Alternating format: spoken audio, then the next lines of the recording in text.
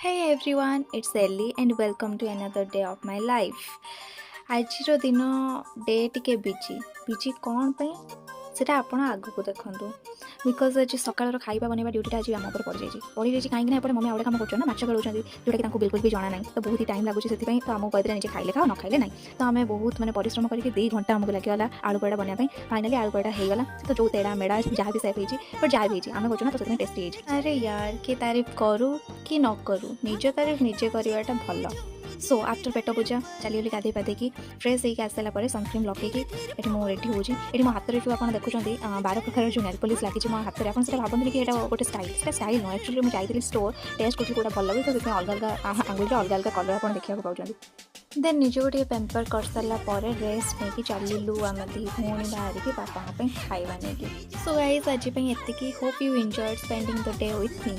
Tata bye bye stay tuned.